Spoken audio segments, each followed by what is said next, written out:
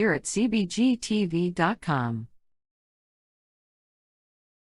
Opinions of the individuals during this broadcast are their own and may not be the opinions of their group or other organizations they may be involved with. All medical advice during our broadcast is not a medical opinion and should be checked with your medical physician. This show is a rebroadcast of the Green Crush podcast with Alan Park. Heard on 420radio.ca and seen on cbgtv.com.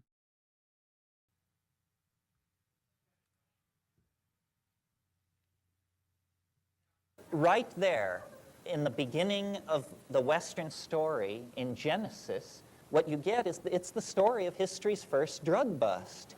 It's the story of a woman who follows her own mind and makes a decision about consciousness alteration, and then it works. I mean, she says, and they were naked, and she perceived them as naked. In other words, she got true information about the situation.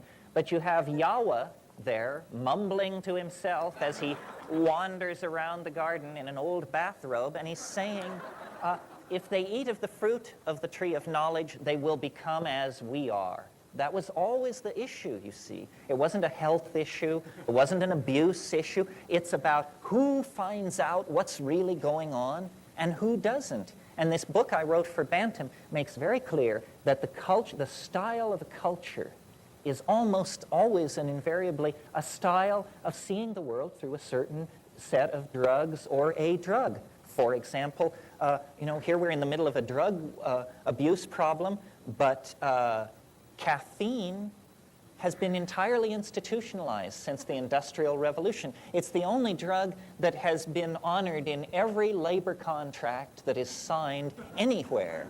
You have the coffee break.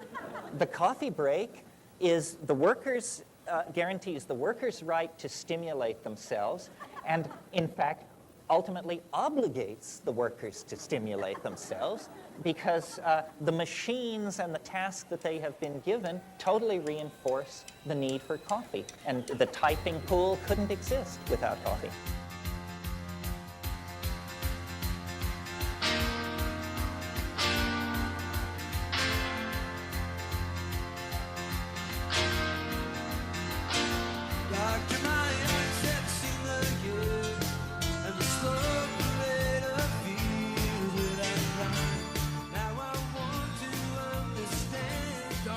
My eyes, I want to understand. That's Jackson Brown. You're listening to 101.6, 101.6, 101 Chicago Rock Radio. Not really. You're listening to Green Crush with Alan Park.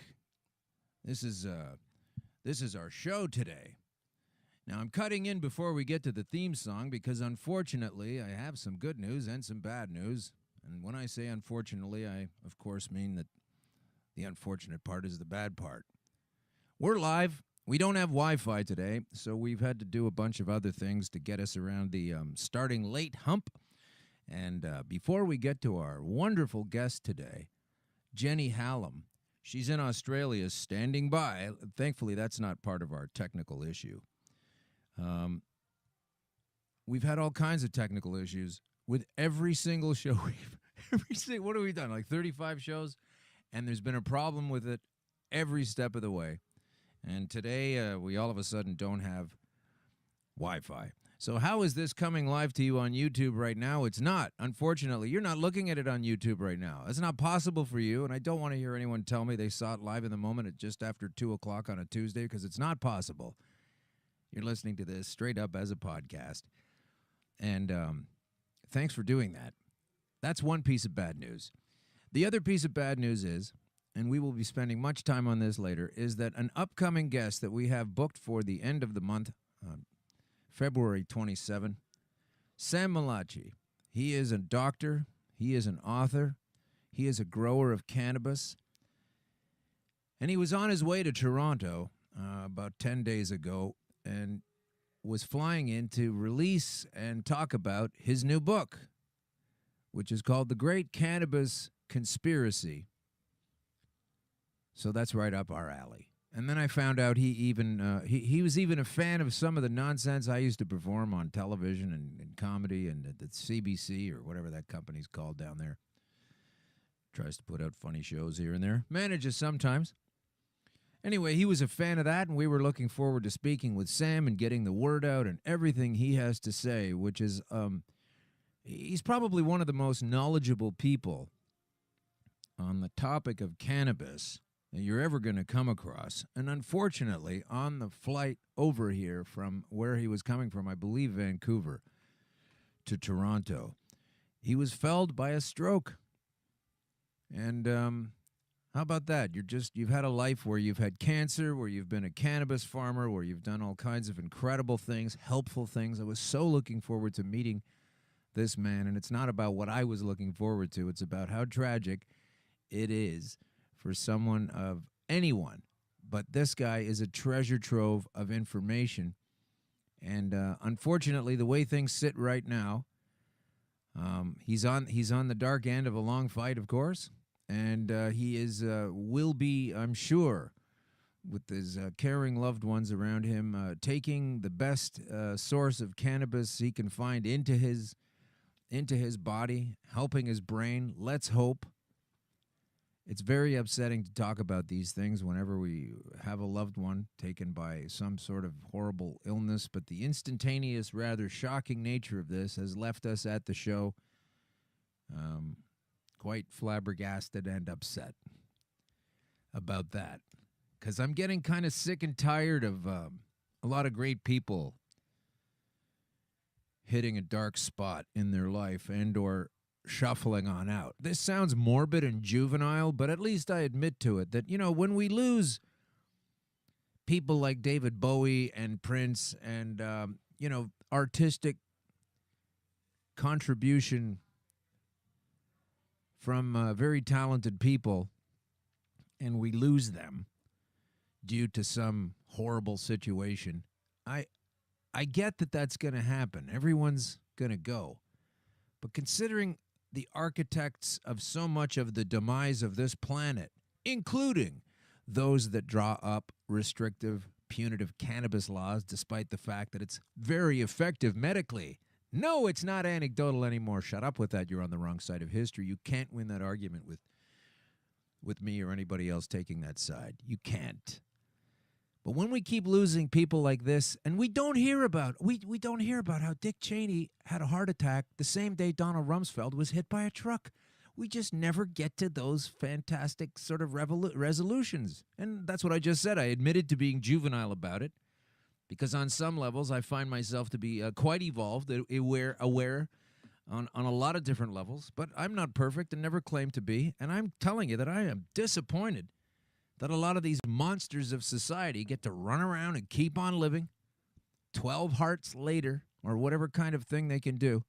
Architects of war, architects of sadness, controllers of freedom, and just plain old dark folks somehow get to keep on going.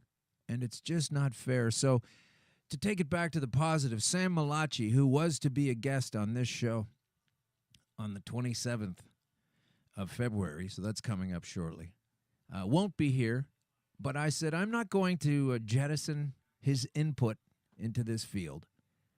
I'm not going to do that. I'm going to read this book, and I'm going to pick some things out of it, and I want to talk about it, and I want to get it out there. And there's no sense letting his fantastic research and awareness leave us in a place where we don't know about that book. So, in fact, we do have a guest stepping in Sam's stead. And you may or may not know who he is, but I can tell you a couple of things about him. Number one, he's a prostate cancer victor, such as myself. He used cannabis for a lot of his life and found it to be very healing at the dying or very ill stages of his life. And Dr. Sam was his doctor. So he knows Sam personally. His name is Paul Hartman. He is the brother of famous comedian Phil Hartman. And I spoke with him on the phone today, and it is going to be a hell of a series of shows that Paul is going to step up and fill in for Sam. So that'll be coming up at the end of the month, February 27. My best thoughts, and the team at Crush, all three of us are hoping for the best, and a lot of things can happen regarding stroke recovery, and we think Sam is going to have some of the best possible medicine, and he's coming at it from a very difficult place. So, Sam, hang in there, please, and don't leave us yet. Meanwhile, Paul, myself, several other people are going to be involved in a fundraiser for Sam, both to get the word out about Sam and the fact that he needs our help now after providing so much informational help for the rest of us. So that's going to happen. And Paul's involved. A lot of people are involved. I'm happy to be on board. I don't even know in what capacity I will be on board, but this man needs to be have attention drawn to him because he needs help, and he has been helping us. So that really is the whole story. And about an upcoming guest that we are not going to be able to. He was going to sit right here. He's going to sit right here across from me. He was coming to Toronto, and he's in a Toronto hospital now. So Paul will be coming down from where he lives to sit right here, and we will do the best we can to highlight Sam's legacy and hope for a turnaround and get the word out about his book. So in the meantime, now that we have that out of the way, before I tell you a little bit more about our show with Jenny, Hallam, and a few other points that we need to cover, it would feel strange if I didn't actually roll the theme. So if you've heard it and you know it and you love it or you hate it, whatever you have to do, maybe it's time to put things on pause or get yourself a drink of freshly squeezed cannabis juice from the plants you're growing in your house that you didn't ask permission for because you really shouldn't need to ask permission, and you ran them through a juicer, and you don't get high from it anyway. But there are so many healthful properties in there. Maybe you made ice cubes out of them to put into your smoothie. We're talking about a deprived food substance, and it's a fantastic thing to take into your body. So just let me gather my thoughts for a little bit. We've had some technical issues. I haven't run the theme, so here it comes. You're listening to Green Crush Conspiracy Queries with Alan Park. We'll be right back. Will we?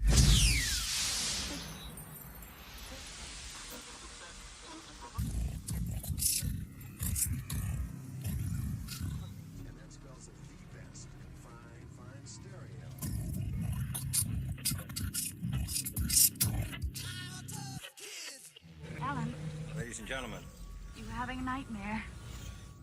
What if it's true?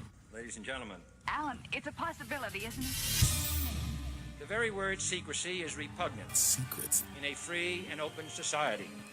And we are, as a people, inherently and historically opposed to secret societies, to secret oaths, and to secret proceedings. We decided long ago that the dangers of excessive and unwarranted concealment of pertinent facts far outweighed the dangers Constant, extreme danger. which are cited to justify it. Even today, there is little value in opposing the threat of a closed society by imitating its arbitrary restrictions.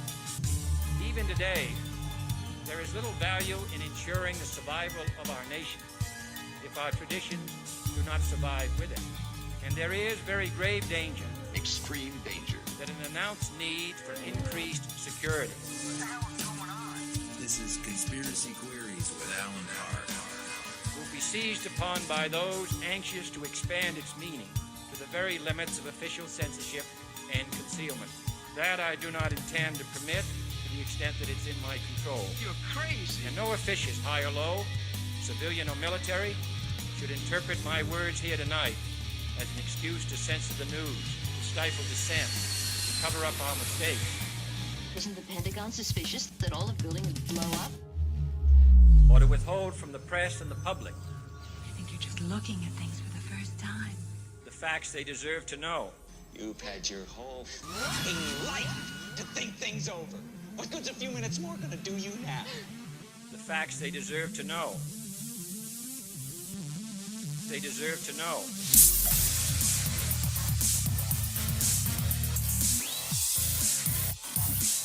Deserve to know.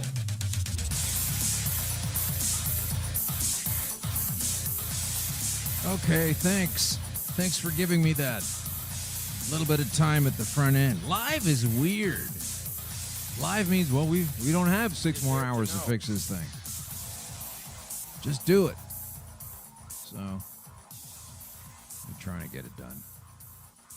Hey, friend of the show, can we say that? Ross Rebliati was on. He's a snowboarder. Years ago, he was able to win a gold medal for snowboarding, the very first time they launched that as an event. And he wins the gold medal. And then they took it away from him because they detected cannabis in his body. Then they gave it back to him because they realized that was bullshit. So that's neat. He was on the show. Very good response to Ross. He's got Ross's Gold, which is in Kelowna, and you can help yourself to some of his fine wares up in the beautiful hills of BC, the mountains up there. Oh, my God, it's a lovely place to live and be around. That's where Ross is. And it turns out he's got a movie out now. Here's the trailer for it. This is on tsn.ca. It's Sports Network, the Sports Network of Canada. And they've got a little story about Ross called Higher Ground. Shot 2 decades after he became the first. Well, everything I just told you. I didn't tell you it was in Nagano, Japan. But anyway, he was beset with this stigma, right? So even though he got to keep his gold medal, a lot of people hated him because he was a bad person because he was taking cannabis. You know, and those people are awful. So now, of course, as things turn around and we understand the mindset, the old school parochial mindset that this is a terrible substance is fiction. I'm sure Michael Phelps, who's won about 27 gold medals swimming in a pool, also a consistent cannabis user, can also tell you it hasn't slowed down his athletic prowess or mindset. But here's the trailer for Ross Rebliati called Higher Ground, for the movie called Higher Ground. So here we go. Wow. What's that smell? He's going to grow up there. That's the smell of cannabis. TSN original program. Tonight out of Nagano, Japan. Canadian Olympic gold medalist Ross Rebliati, who won the gold medal in snowboarding, has tested positive for marijuana metabolite, a drug subject to certain restrictions. A passive amount of marijuana. The only explanation he can give is secondhand. The athlete Rebliati Ross is disqualified and excluded from the 18th Olympic Winter Games. What we're dealing with here is the reality of an athlete being stripped of a medal. The powerful stigma of cannabis played its part. I stopped snowboarding. I isolated myself. I had to reinvent my whole life. Yes, sir. He had to reinvent his whole life. And yeah, that stigma sucks. That is a powerful factor. I know when I was stricken with stage 4 cancer. If you're just joining us now, you're listening to a show coming from a guy who had stage 4 cancer and maybe still has it. They won't take that label away. But I had the fear running through me, not only of dying soon, as was promised. And as I take a look around the world today, I kind of feel upset about that promise not being carried through, to be honest with you. But when that promise didn't happen and I was using cannabis, when I first started to use the cannabis, I didn't want anyone to know I had cancer because I didn't want to put myself into a position where people are upset thinking, oh, God, that guy's got cancer, don't hire him. So I kept it hidden, and I also kept hidden that I was treating it with cannabis because it was illegal, and I didn't want to get in trouble. And I didn't want any extra attention of being a rabble-rouser and a bad person. I really was thinking those things.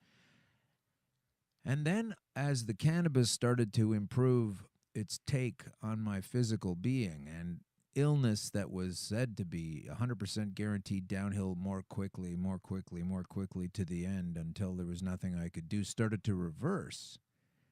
To hell with my promise to myself to keep it quiet and to not share it with anybody. That was from a different mindset. I was like, I cannot hide this. I can't pretend that I'm not getting this kind of advancement. I'm going to meet someone at a place, and he's going to say, oh, wow, I've got prostate cancer, and they say I'm going to die. What am I supposed to do? Keep that a secret? Oh, that's too bad, buddy. That wasn't possible. So I've had to turn, my life around in the face of it, and I've had to endure a lot of criticism and negativity and lies, and I have to listen to this mantra from the mindless about how it's all anecdotal and just full-on garbage from, what do they call them? Haters. Haters and critics. And I'm not alone. Here's this gold medalist who, even though they reinstated his medal, he had a world of shit to wade through. Social withdrawal. They tell you that cannabis keeps you socially marginalized from your peers. Yeah, well, I guess so. If they believe a bunch of nonsense, and so do the rulers, the leaders. I hate using that word. It's so not true. And we'll spend some time today on why that is. But you really have to rebuild your life. So what I'm trying to recommend right now to people is, I never tell people what to do because apparently there's some legal shenanigans surrounding that whole idea of giving advice. So what I like to say is, boy, if that happened to me, here's what I would do. So if I just got a terrible medical revelation, such as cancer or a liver disease or a brain condition, some kind of problem, before the medical teams of allopathy could come crash carting down the hall with their invasive fix of surgery or what have you, I recommend that to myself, by the way, just to myself, nobody else, I would recommend that what I would do, given that horrible news, is to start to jack up on this oil as quickly as possible. And no, let me clarify something else, not just CBD oil. I understand it's very helpful. It's a very healthful property. It's part of the whole package. But there is a moralistically driven, and when I say that, I mean artificially moralistically. I mean because you are a Catholic or because you are of some other faith that enshrines shame and fear into your belief system, which has weaseled its way into our judicial system. But you will have a fear of doing this for sure because you're already scared of the disease. But you can't possibly cave into the mindset of those that don't know what they're talking about, who don't believe it works as well as it does in the front. They don't believe this thing, this word they bandy about like it means anything. How about the research? How about the facts and the data before you? Never mind drawing laws up from what you believe, officer. It needs to be what is. And so this is the distillation. This is the trickle-down effect of too much moral thinking, which is false morals. That, okay, you're going to use the cannabis for your illness, but don't use the THC. That, if you can avoid that, that's an immoral thing to do. Just take the CBDs from it, okay? And you're getting this recommendation from people who don't understand the entire synergistic whole plant effect of all of the things at the same time, the terpenes, the CBD, the THC. And if you're taking a plant that has a certain percentage of THC one time and then a different plant with another percentage, it doesn't matter. Just take it all in, is what I would say to myself were I to be restricken. So, yeah, let's spend a bit of time on this particular sad story, which is that there are potholes ahead. Potholes ahead, according to the globeandmail.com, in Canada. And talk about more fiction. Potholes ahead. Our police are preparing to crack down on driving while high, folks. So yeah, if you're sitting there like in one of those old Cheech and Chong movies, just ripping a giant cone and there's a fog inside the car, you're probably going to get understandably taken aside, and you're going to crash that thing.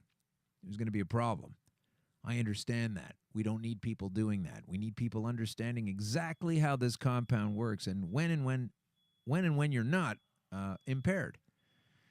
The problem is is the arbitrary nature of lining up cannabis with alcohol for this purpose, but then you can't have as much access to it as alcohol. So now it's different. Oh, it's just like cigarettes because blah, blah, blah. And then it's like, well, it's not like cigarettes where you can walk around smoking them outside. No. And they keep changing the rules around. And the big problem with impairment and cannabis is the science is, the fact is, and you can even test this on one person, and I have with myself, is that depending on your awareness and tolerance, let's say, the tolerance to the actual compounds builds up over time. And some people can take more of it in than other people. And taking in almost any amount is going to register that you have cannabis in your system. You're carrying cannabis in your system. It's part of your system, but it's not like alcohol trying to leave your system as quickly as possible. It's a friggin' nutrient, so it's trying to stay there. So what I'm saying is by the time someone tests positive for a certain level of cannabis in their system, there's no scientific bearing on whether or not they are impaired. Now, let me give you a quick example of how this can be the case and is the case. And I know there's a lot of people thinking, well, that's nonsense. Of course, if you have more, you're higher. No. When you begin to take the Rick Simpson oil, for example, you start off with a tiny amount, what I like to call a pinhead. This is a half or a third the size of 1/2 of 1 grain of uncooked white rice. That is the size that you're dealing with. And if you accidentally double that and you have a couple of pinheads at the beginning of your ingestion procedure, you are going to be high. You are going to be too high and not ready because you have not yet properly acclimatized as per the best charts and dosage charts available to understand how to take this property in without getting all messed up and high and not ready to operate a vehicle or brush your teeth for that matter. Okay, so you can have a small amount of this cannabis oil, test positive for cannabis in your system, and pretty much be on the moon in how high and how affected you are. And then over time, as you're slowly building up your acclimation and your system is now understanding the ways and means of how the cannabis acts in your system, you can take more cannabis oil.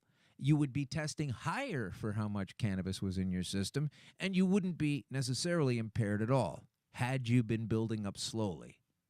You know, it's like the kid who's 18, 19 years old, has his first drink at a bar. You toss a shot into him, and he's on his face, right? Somebody else is drinking 5 or 6 beers and a couple of shots, and they're still walking around doing all right. They're not ready to drive, but still.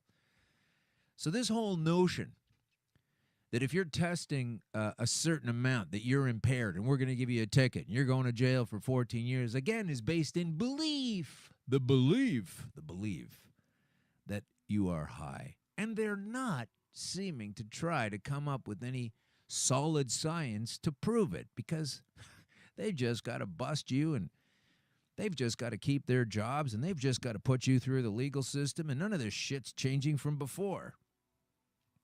So that's my basic complaint, and that's what your basic complaint should be. So no, I'm not advocating getting ripped on a bong and jumping in your vehicle and heading down the highway. I'm saying that the means of measurement, the beliefs involved in the official system that you are already so high if you have a certain amount in your system is folly. Okay, it's complete nonsense. So now let's go to this particular special of the Globe and Mail. Came out the end of January. It says, things are more than a little hazy as Canada prepares for the legalization of marijuana at some unspecified date this summer. Of course, Justin's been punting that down the road since he got elected. Next July. I don't know who said that. You said that. Your team said that. But while many details are still... Now, why does this guy keep writing ahem in here? Ahem up in the air. One thing is clear. Police forces across the country are expecting a big increase in driving while high cases. In jurisdictions that have legalized marijuana, there has been an increase in cannabis usage while driving, says Sergeant Ray Moose of the RCMP. The facts bear that out. The number of Colorado drivers who tested positive for marijuana use jumped 145% from 2013 to 2016. Marijuana was legalized there in 14. So right there, it says it. The facts bear it out that Colorado drivers who tested positive for cannabis use, okay, fine. There's nothing in there that says they are impaired. It's two different things and can be the same thing, but just because it's one doesn't mean it's the other.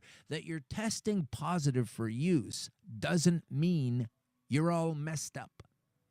Is that clear? Do the people who like to argue against this point even comprehend this basic sentence that I'm saying, or are they clinging to an argument the other way because they believe things that they're told? A study released last summer reported that the number of collisions reported to insurance companies in Washington State, Colorado, and Oregon is 3% higher than what would have been expected if those states had not legalized marijuana. Okay, fine. Now you're getting into the, but what else did it do? How many of those people eliminated illnesses?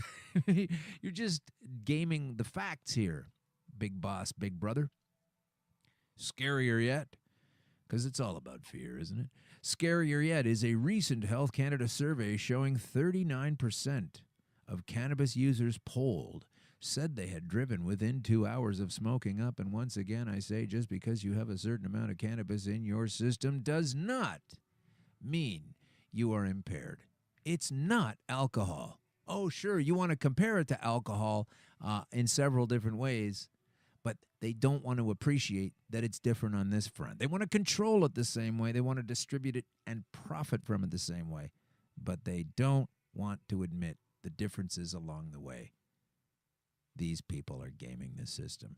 So with that in mind, Canadian police forces are gearing up for what's expected to come when cannabis is legal. While much of what police forces do won't change, because they didn't really decriminalize it, charging those who drive while high on drugs has been enforced for decades. Yes, it has. There is already a lot more emphasis on those who get behind the wheel after smoking marijuana. Emphasis, but no data. The RCMP, for one, have stepped up training with the proposed law in mind. That's aimed at giving our officers a better ability to detect cannabis impairment as well as other drug impairments. While the techniques are pretty much the tried and true, looking for unsteadiness, dilated pupils, lack of focus, and so forth, police do have one new tool in their arsenal. That's been a substantial increase in the number of drug recognition evaluators across the country, and police forces are expecting to triple the number of evaluators by the end of next year. These are trained officers who make the final call on whether to lay impaired driving charges after a driver has been taken off the road. They conduct thorough tests to determine level of impairment. It's a 12-step evaluation process where there are over 100 pieces of information obtained, says Corporal David Botham of the RCMP.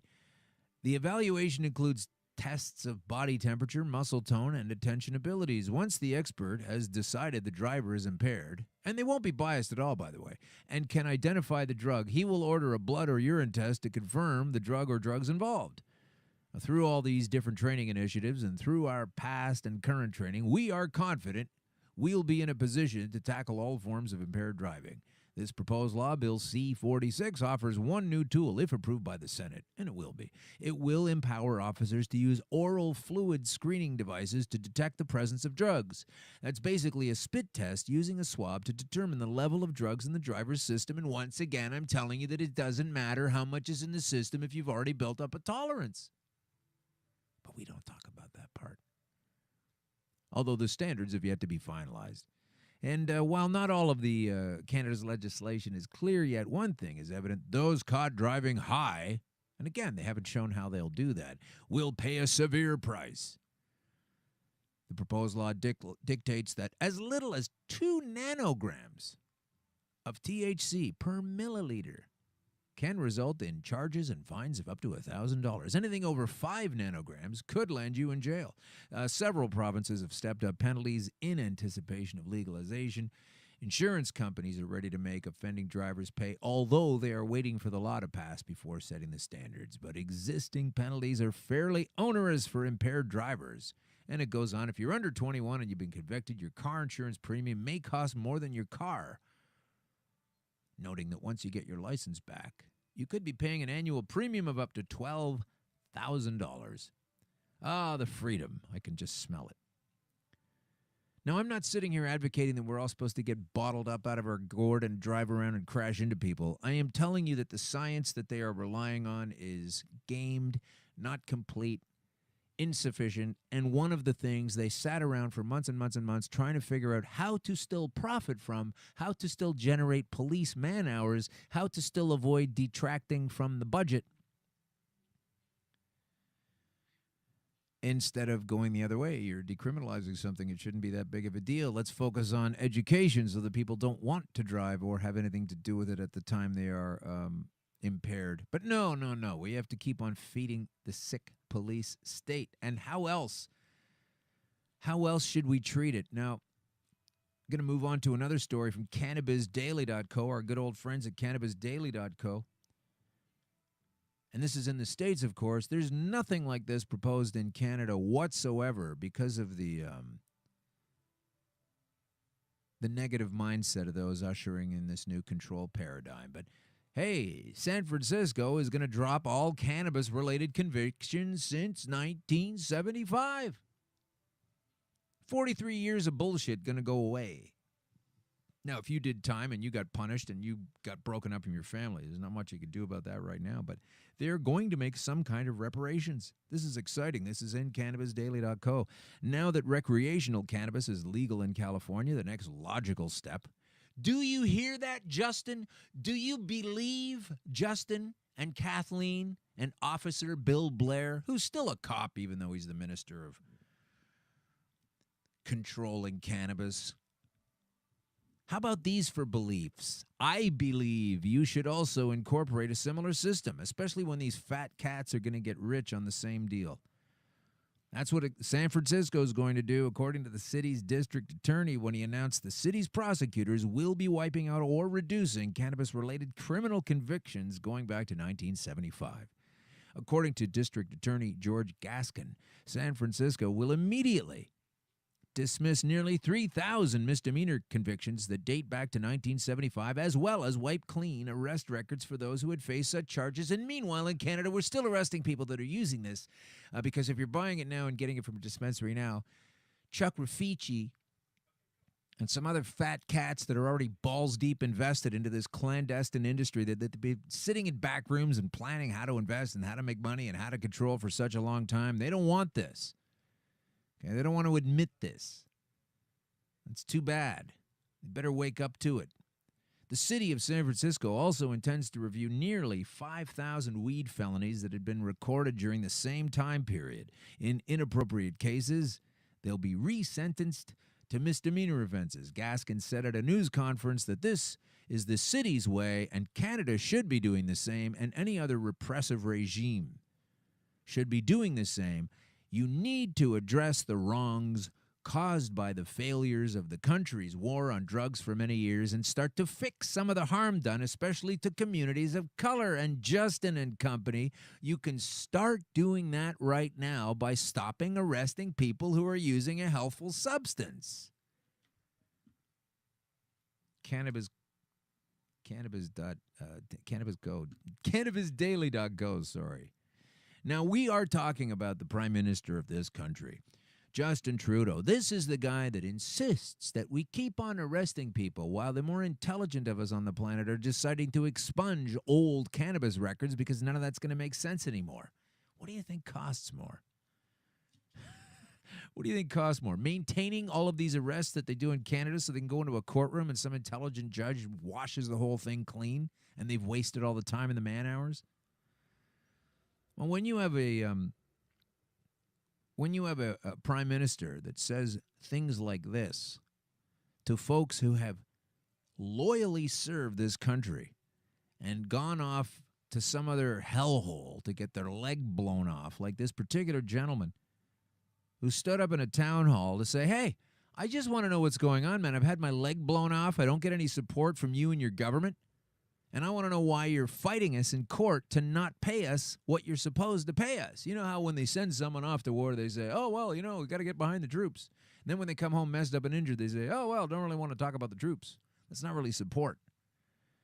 Anyway, listen to this guy now. He's going to He's at a town hall with our leader, and it's on the bubble of what I'm talking about here. This isn't about cannabis, but it's about the mindset of someone who is so against cannabis and so wrong on so many levels. It's kind of ridiculous. But here's this injured vet standing up and asking why it is the government is fighting the vets for their deserved and agreed to benefits. Listen to this guy. Why are we still fighting against certain veterans groups in court?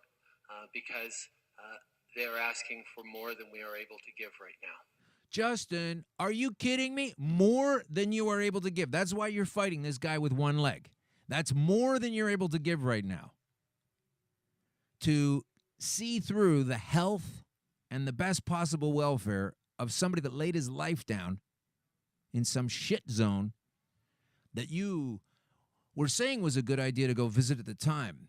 And when you didn't blow your legs off, it was really important we send this guy over there. But now they don't have money to address it. Where do they get the billions of dollars to pump into foreign countries?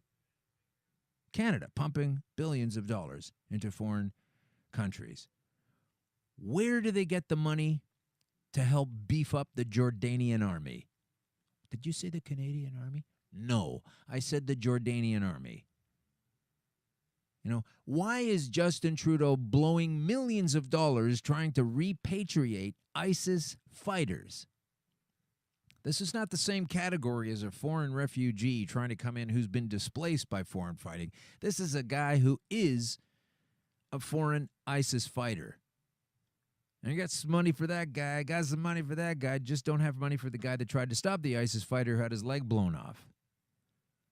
And then you get into the offshore tax havens of which billions of dollars are absconded by people such as, the finance minister of the country, Bill Morneau, Morneau. Check him out on the Paradise Papers, hashtag Paradise Papers, hashtag Bill Morneau, scam artist. This is the guy imposing a regressive tax system at the same time he's profiting from an offshore haven. And this putz doesn't have money to pay for this guy's leg? These are the people making the decisions that using cannabis is only going to cause problems. I say we have enough problems already with their avowed non-use of it. Thanks, Justin. Oh, that's just a one-off thing. He doesn't say things like that all the time. Well, I think he does, actually. Listen to what he says after this. A young gal in another town hall takes issue with what he has to say, and she rounds herself out quite nicely. And you'll hear the point, and then you'll hear Justin tacking onto not the main point, but some other stupid, ridiculous point, and it actually came out of his mouth. And, you don't even need to write jokes anymore. You just need to quote people. Check this out. So that's why we came here today to ask you to also look into the policies that religious charitable organizations have in our legislation so that it can also be changed, because maternal love is the love that's going to change the future of mankind. So we'd like you to look into we like to say people kind, not necessarily mankind. Okay, so you got to be kidding me. We like to say people kind now.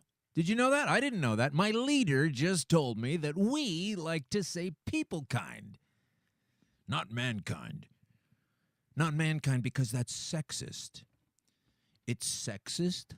And even though there's another word called humankind to address that particular contention, this clown has the word people kind. I posted that on Facebook, and people thought I was being sarcastic in a people kind of sarcastic way. Once again, I'm telling you, this is the mindset of a man who doesn't seem to realize that lawyers are considering legal action if the Liberal government doesn't overturn past convictions for marijuana crimes.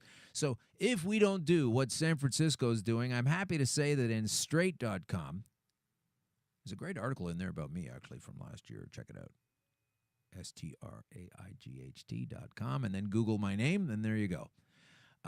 Lawyers in Toronto are considering taking legal action to push the federal government to grant amnesty for past marijuana crimes. There are lawyers who are coming together to consider that as an option if the government is slow. And I think we know the government is slow, and we have a slow leader.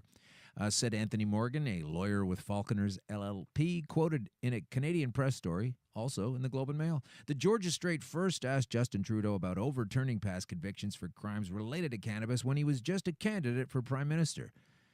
He did give the impression that he was going to kick this thing through and he was a social justice kind of avenger on this topic, but now he's turning into Stephen Harper 2.0. Out of Vancouver campaign stop in August 2015, just before the election of October, Trudeau said it would be something a Liberal government would discuss as part of what was then an election pledge to legalize and regulate it. And what were they discussing? They were discussing expunging past criminal records, while they're now busily creating them. Still arresting people. That's something we'll be looking into as we move forward, Trudeau said back then. There have been many situations over history when laws come in that overturn previous convictions, and there will be a process for that. We will set it up in a responsible way. The Canadian Press published in February this year a story providing an update on where that conversation stands. Last month, Safety Minister Ralph Goodale said the government was looking at the legal implications of amnesty but refused to provide a time frame. It's not bloody well right now. There's guys getting busted right now today, somewhere, in a dispensary somewhere. The article also quotes Bill Blair, the head police chief who is in charge of legalizing cannabis, the federal government's lead on marijuana legalization, suggesting the Liberals will consider pardons, but not until after recreational cannabis becomes legal in July 2018. Now, Bill Blair says it's going to be July. Justin says, I don't know when it's going to be, and I don't know where we're getting that idea from. And his old minister is telling us this. Go smoke a joint and sit down. I wish that guy was snowboarding again. That's what he used to do. He used to snowboard and teach kindergarten. Once we have put in a more comprehensive system of regulatory control for the production and distribution of cannabis, that's an issue the government will then, at that point in time, be able to turn its mind to.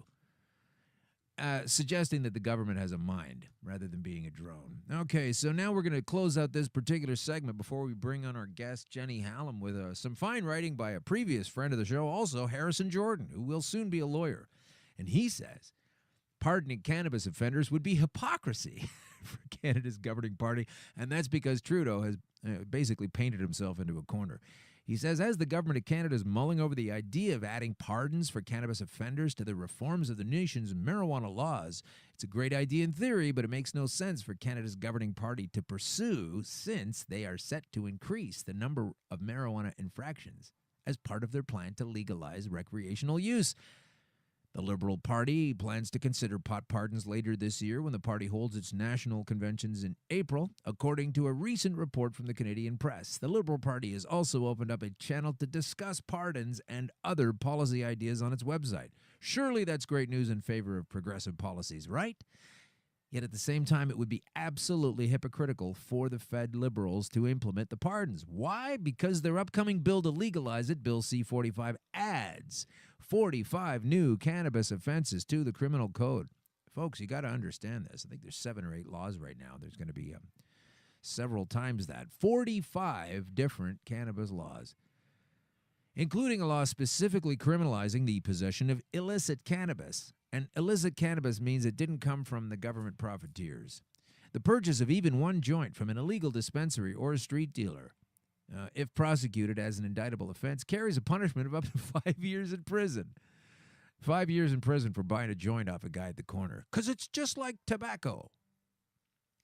Sure, there's an option for police to issue a ticket instead of arresting the individual, but that's at the discretion of the officer. So the consumer is at the mercy of law enforcement. We already know that certain segments of population feel the disproportionate impact of law enforcement include visible minorities.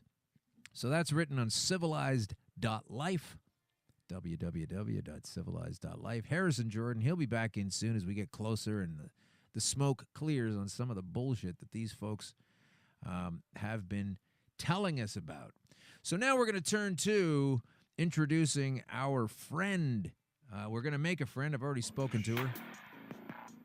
Jenny Hallam. We're going to call her in a second. She's in Australia, so it's already tomorrow morning for her. This is all very confusing. Jenny Hallam. All right, this is on AustralianSeedBank.com. Jenny Hallam, last September, she's the activist who defied threat of criminal charges over CBD oil. Straight up, no weed, no THC. In a year, People should be celebrating medical cannabis legislation in Australia, and yet activists defy the threat of criminal charges. Earlier in 2017, police raided the home of oil producer Jenny Hallam in South Australia, shutting down her medical oil production, which sucks. But she's been helping people for free in Adelaide, South Australia. So, there she is on the line right now. Jenny Hallam is on the line from Australia. Jenny, welcome to, I guess, really early tomorrow morning. It's still yesterday afternoon for us. How are you? I'm very well, thank you. Thank you for having me. Oh, I'm very glad to have you on.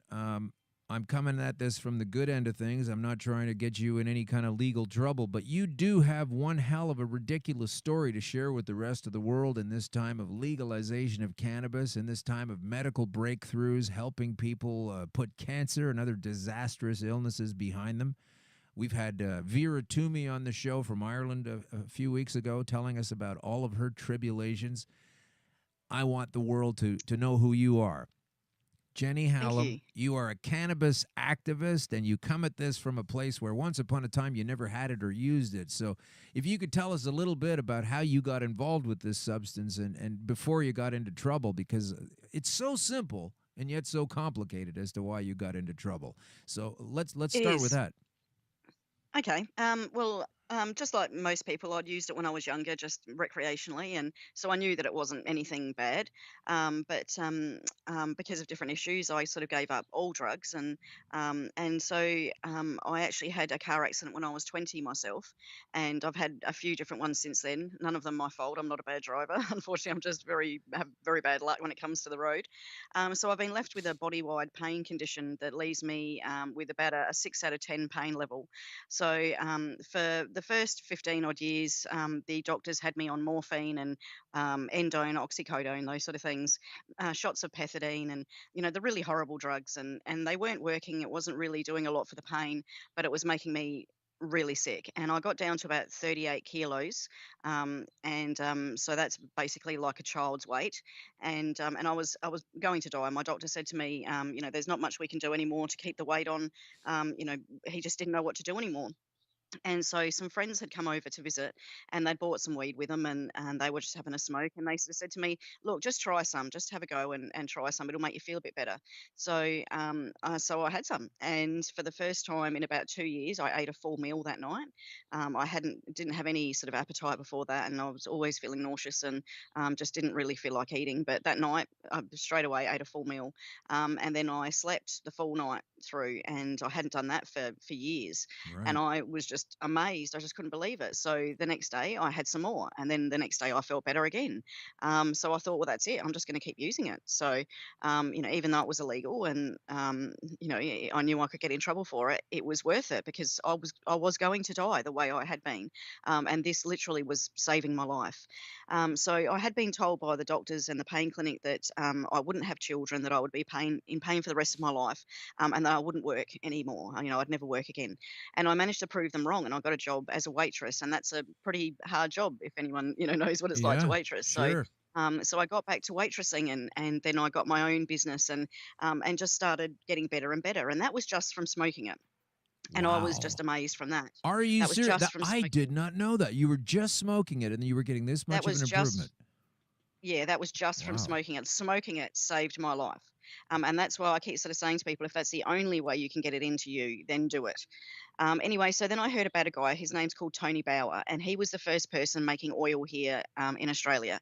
And he was doing it mainly for kids with epilepsy. So I contacted him and asked if he would be able to help me. And he sort of explained that he couldn't. And now I understand why. Now that I'm sort of in the same position, I sort of totally understand. But I sort of said, okay, no worries. And so I went away, and it took me another 5 years before I sort of found groups that were sort of talking about making the oil themselves. And, these were online Facebook groups. So I had before I even started making the oil, I had started to try and get it legalised, and I had started trying to work with some of the politicians. But our health minister here in the state that I live in was refusing to speak to anybody in regards to medicinal cannabis, and was just putting us off to the substance abuse minister. Did they give And a we were reason refusing to why? Did they say why they No. didn't want to talk to you? No, No. they just put us off to that. They just said that they wouldn't discuss it as a health issue, that we needed to start to discuss it with the substance abuse minister. And I refused to discuss it with her because she didn't agree with cannabis. She thought it was as bad as cocaine and the other drugs, Oh. and didn't think people should be using it medicinally. So I thought there's no point speaking to her, and I didn't want to speak to them anyway. I wanted to speak to the health minister. It was a health issue. So anyway, so I got very frustrated, and in the meantime, I'd learnt actually from a friend of mine from Canada that you guys over there were making a cannabis infused coconut oil, Right. and so that was the first one I started to make, and I changed the recipe around a little bit, and made it a little bit better, and started off with that one, and that's the one I started using for myself at first, and within 5 months I was off all of my pharmaceutical medications. So during the time that I was smoking it, I was still using the morphines and those sort of things, but I think it was more of a crutch because in my mind they had been the only thing that had worked, and I was still a little bit scared of going off that. So, but once I got the oil and I realised how much better that was, they just fell away. And so, like I said, within 5 months, I was off all pharmaceutical medications, and that was including antidepressants, all the opiates, everything, absolutely everything. And I was better than I had ever been, and everyone had noticed. So my family had noticed, my friends had noticed, and they were all saying to me, "What are you doing? What are you doing?" So I said, "I'm using cannabis oil," and they were all a bit straight, surprised, and because it was strange at the time, it wasn't really a normal thing. So then a few people that were like a few friends and family that were ill themselves said, "Well, look, can I try some? Have you got enough?" And I said, "Yeah, I've got heaps of it." It was to the point where making it just for myself, I had so much that I was getting to the point I was actually throwing it away because the coconut oil only Oh. lasts 3 months. Oh, that So the hurts coconut my oil, feelings. yeah, well, I wouldn't. Well, actually, I wouldn't throw it away, but I couldn't use it for No. humans orally. So that's when I started giving it to animals, and started using it on animals and using it as just a rub on and those sort of things. But I couldn't use it orally anymore. So I would have to make a new batch for myself orally. So I did end up with quite a bit of it. So I started helping people's dogs and animals, and then I started helping other family members and friends, and then they got better, and so their friends and family members would ask and say, "What are you doing?" And so it sort of started to get around just word of mouth to start off with. And so at the time of my raid, when the police came to raid me, I was helping probably about 200 people. Just before we And get to the that had raids, let's hear a little bit about what kind of conditions you were treating dogs with and friends and family. Was it all cancer, or what kinds of things were you finding it to be effective with? It was absolutely everything, almost every condition that, I mean, there wasn't many that I hadn't treated. So one of the best ones that it was working for was the epilepsies. This was at the time, this was just the coconut oil I'd started with. So we found with the cannabis infused coconut oil, it was reducing the swelling on the brain. So it was not only stopping the seizures, so these were kids were having the 100 seizures a day, down to nothing. But it was also waking them up. So the damage that the previous seizures and the other medications had done, it was fixing that. So it was reducing the swelling on the brain, and these children were actually waking up. So these kids were non-verbal before and were basically just vegetables. They would sit there with their tongue hanging out, drooling, and they would not communicate. Would not be able to communicate with their families. And they actually changed, and they went to the point where they were making eye contact, and then they started tracking with their eyes, and then they started verbalizing, just grunts and things like that. And then it got to the point where these kids were speaking, and then they were waking up. And this is when it has started happening with like lots and lots of different children. That's when I realised there's something here. It's not just a fluke. There is something about this oil that is good. Right. And you're using it on And so, kangaroos as well. Sorry for my non-Australian interest in the roos, but you yeah. actually had kangaroos that were not doing well, and you reversed that with some applications of the oil. Yeah, well, I had one kangaroo that had broken its tail, and you have to be very careful with the medications that you give animals, because they can get very sick from it. So, the medications that you give kangaroos can actually kill them if you give them just just slightly more than what they're supposed to have. And a lot of them are sort of are very funny with them. So, rubbing the oil onto the tail of the kangaroo took the pain away, without having to use anything orally or any of the other medications that were going to hurt it. So that's one of the great things. With dogs, we were actually using it. orally as well. We had dogs with cancer and dogs with epilepsy and those sort of things. So we were using it sublingually with the dogs, and we were having fantastic results with those. And we actually managed to save quite a few runts. I knew a few different breeders, and it started off with just one breeder who had a runt, and it wasn't feeding, and it'd been sort of pushed away by the others, and it was just sort of curled up in a corner. It was getting colder and weaker, and there was nothing they could do, and it was getting to the point where it just looked like it was going to die. So a friend of mine sort of said, "Look, is there anything I can do just to make it more comfortable?" So we just put a little tiny dab of the coconut oil in its mouth, Yeah. and just sort of wrapped it up nice and warm, and just sort of just we knew that there probably wasn't much more we could do, and so we went away, and an hour later she actually, because she'd been up all night, she'd actually dozed off and fallen asleep, and then about an hour or so later she rang me back and was like really excited and said, "You won't believe this." I said, "What's wrong?" She said, "I woke up," and she said, "I couldn't find the puppy anywhere," and she said, "I thought maybe the mother had taken it and dumped it away from all the others," and she said, "But no, then I realised it was up, it had pushed all the others away and was on the best heat Oh and was man, drinking." that's amazing. And she said, That's amazing. and that one ended up being the strongest and the smartest out of the whole litter. So then we ended up doing that with the runts of all litters of the different people that I knew, and we had that result with every other runt. They just ended up being stronger and smarter than the rest. Well, let me ask you this on that note, and we'll get to the raids and the police and everything. But there are a lot of people. I haven't really explored the medical aspect with animals, but of course they're biological units, so why wouldn't it work? But here's my concern: when a man, in my case, 170, 180-pound man, and at the time I was a lot lighter when I started using. I was probably about 145, 150, but that's a lot of weight, and even with that weight, body mass, I'm taking a tiny initial amount of a pinhead, like I said, to slowly acclimatize. So how did you break down being able to figure out a dosage for an animal? It must be infinitely tinier, the initial dosage, because if you give them too much, they'll just pass out and flop around, and you think they're sick, but they're just really, really high. So how did you gear it down? How did you do that? Well, what kind of... That's it. You just with the because I now make the two different types. I make the full extract oil, and I also make the coconut oil. So what we would do, we would start off with the coconut oil because that wasn't as strong, but we would start off with, like you said, just minute doses, just like one drop.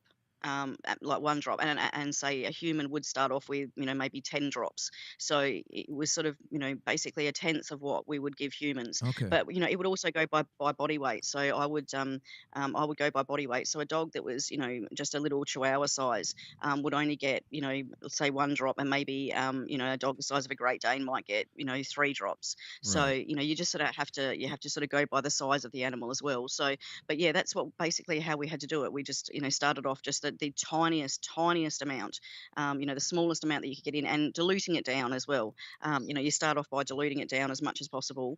With the coconut oil, I would dilute it down with more just plain coconut oil, or with the FECO, the full extract oil, I would dilute that down with olive oil, so that we were getting just a diluted amount. And then as we were bringing their tolerance levels up, we would then take away that dilution, and so that you're only just sort of getting the actual oil itself. So so it's just a matter of just being very careful and Right. just finding ways to break it down. So Well, if you were going to give, if someone here listening is going to try using this on their animal for all kinds of different reasons, their dog or their cat or what have you, what would you recommend at this point? What would you say to the person who winds up getting a dog that looks like it's going to die and is just like completely falling over and dizzy, and you think, oh my God, he's overdosing, and you get nervous about it?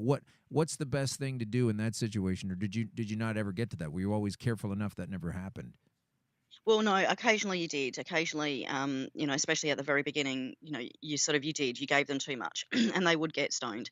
And I had a little Chihuahua. He as a puppy, he was already terribly injured. He was abused as a puppy, so he'd already had broken legs and broken tails. So he had a lot of pain conditions. So and the vets couldn't, because he had it from a puppy. The vets couldn't give him the pain medications that they had, because it just would have killed him after a few years.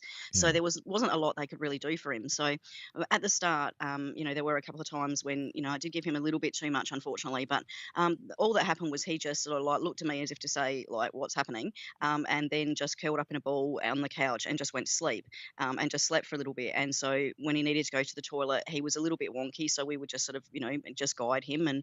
But he was okay. And like I said, and we learned very quickly that, what is too much. And that was when we realized, okay, we really need to dilute it right down and, Yeah. and do it that way. So, so he probably was my guinea pig in a little bit, but he, considering the amount of pain he was in, I don't think he ever minded, because he always came back. Like he knew when I was getting the oil out. So, and this is funny. This is a lot of people tell me this is both with the kids that are nonverbal do this as well, but also the animals tend to do this. Is they know when you're getting it out. They see when you're getting out the bottle of it or wherever you're getting it from, Right. and they know what it is.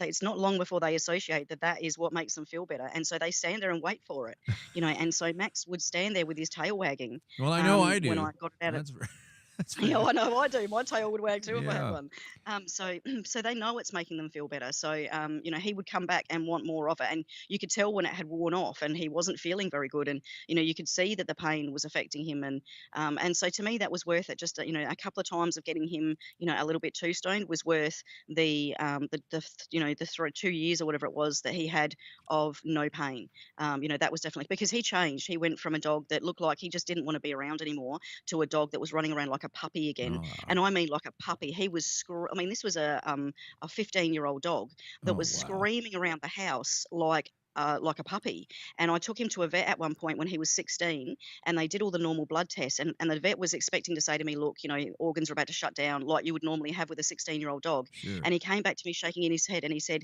he's got the organs of an 8-year-old. I do not understand it.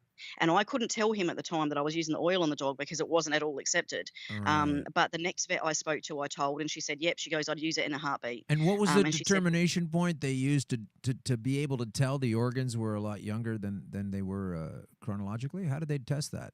How did they know that? They did all blood tests. Yeah, they did all blood tests, and they said that with the levels, they get certain levels when the dogs get older, Yeah. and they can tell that the organs are getting to the point where they're starting to shut down and they're not working as effectively. But they said his organs were working like an 8-year-old. That they were just still so healthy, and basically there was absolutely nothing wrong with any of his organs. They said they just could not believe it. So yeah, it was just astounding. So That's incredible. Yeah. Well, I support Jenny Hallam, and you should too, listeners, because hashtag I support Jenny Hallam. Let me spell that. Hashtag I, the letter I, and then SUPPORT. Jenny is JENNY. Hallam is HALLAM. I support Jenny Hallam. You should support her, not just because she's going to help you figure out how to mend your dog or your cat or almost any biological kind of, person or not a person, but an animal. If you had a chimpanzee, or I'll bet you if you could get it into your sick goldfish, you probably turn that around. It'd be a bit hard to tell. Well, we have this saying that everything with a spine has an endocannabinoid system. So unfortunately, that means there are some politicians that don't. There you go. Yeah, well, no wonder they preach so hard against it. So, okay, so you start to realize, wow, this stuff is working on me. It's working on animals. And how far back in time are we now when you're at this realization? How many years ago? So this was 2015 when I realised it was really going well, and I started to reach out to a few other people that I didn't know personally, and so there were a couple of people that I'd seen on Facebook that were suffering quite a lot, and one was a kid called Ben Oakley, and he had something called stiff person syndrome, which caused these horrific spasms, which were like looked the same as a seizure, but unfortunately they were conscious during it, so it was like having a taser held to your spine, and they could go up to 2 hours at a time. And so I saw him having a video of him having one of those spasms, and I actually started crying because I had those spasms when I was younger, when I'd first had my pain condition. So I knew what they were like, and they were absolutely horrendous. And basically nothing was helping this kid. He was only like 20 years old, and he'd gone from being an athlete sort of condition to basically in a wheelchair. And I was just heartbroken, and I couldn't believe it. So I contacted his father, and I said, look, I'm not sure if it will help or not, but I've got this oil and it's helping a lot of other people with autoimmune diseases, so it might help him. And so his father thought about it for a little bit. It took him a while before they decided to use it, but then eventually they did. And then after they did, it was literally the first dose had worked, and he straight away had gotten the pain relief from it that he hasn't, that he hadn't been getting from anything else. And so it's basically stopped these spasms. So he was having them quite regularly. And since using the oil, it's been about 2 years. He's only had about 4 of these spasms in that time, and they've only lasted for a matter of like a minute or so each. Well, here's what Ben So- Oakley has to say on Facebook about all of this. This was posted by Roll On Ben Oakley. Roll On Ben Oakley. It's on Facebook. It says it's a plea for support. Now, it's just a fresh post from December 2017, December 28. He says, they say, we cannot express how important this is. We need your help to ensure that we can muster as much support to keep the incredibly generous and compassionate. And I'm also going to say sharp as a tack. God, it's 5 a.m. for you. Listen to how sharp she is, folks. This is not some stoner loser flopping around on the floor, doesn't know what she's doing. Jenny Hallam needs to be kept free from being convicted over an outdated and completely and utterly ludicrous law. And, the people pushing this law are the same people thinking it doesn't do medically wonderful things. And, of course, they're ignoring the face of evidence. It says here, if there was any other situation, our Jenny would be considered a hero. And she is to us. Jenny has not only saved my life, says this Ben Oakley. She's not only saved my life, she has given me and so many others the opportunity to flourish and live again. So, Jenny, tell us why, with this kind of endorsement, with these animals doing better, with your friends and other folks that you were rubbing on with pain creams, you've found this has been a fantastic thing for your own personal health. You've been able to get off just about every single pharmaceutical you've been on other than using this oil. Tell us why you're maybe going to go to jail. I suppose you'd have to ask the government that. And there's a lot of people asking that same question here in Australia. We were told that it was legalised medicinally, cannabis was legalised in November 2016. But unfortunately, people still can't get access to it. So even though it has been legalised since that amount of time, only 300 or less than 300 people in Australia actually have managed to get a prescription for it. So now, as everybody knows, there are a lot more than 300 people that want to access it. In fact, there are hundreds of thousands of people that want to access it. So this is a huge problem. And basically, we're told from the government that all we need to do is go and speak to our doctors and that they can prescribe it for us. But when we go and speak to our doctors, they say to us they don't know anything about it. They don't know anything about cannabis. They don't know anything about the endocannabinoid system. And they certainly don't know anything about a product and where to get it from.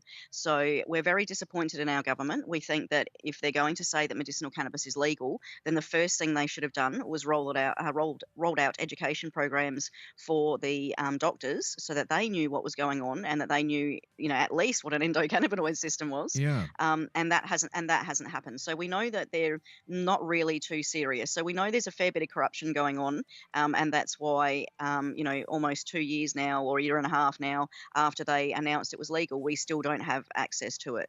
So unfortunately, because of that, people had to resort to turning to the black market and using oil from producers like myself, and that put us in a bit of trouble because the police then come and raid us and want to send us to jail. So at the moment, I'm facing charges of 9 years. 9 years. So it's 9 years. It's 7 years for manufacturing cannabis oil. That's a major indictable offence. So that's 7 years just for that one. And there's another 2 years for the supply and possession. So together, the two of them is 9 years, and that's considered a life sentence here in Australia.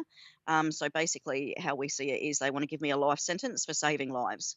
So we don't really understand why they're doing that, especially considering when they raided me, they didn't charge me straight away. It took them about 3 months before they actually laid charges. So in that time, they had enough time to find out that I hadn't been charging for it, that I had helped lots of different people, and that it had been extremely effective for these people. And for some of them, including quite a few children, it was the only thing keeping them alive at the time.